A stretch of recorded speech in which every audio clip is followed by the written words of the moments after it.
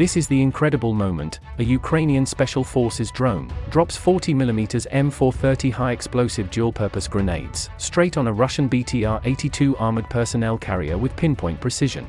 The bomb explodes, causing a puff of smoke to emanate from the vehicle before a secondary detonation takes place, with flames suddenly erupting from inside the military vehicle.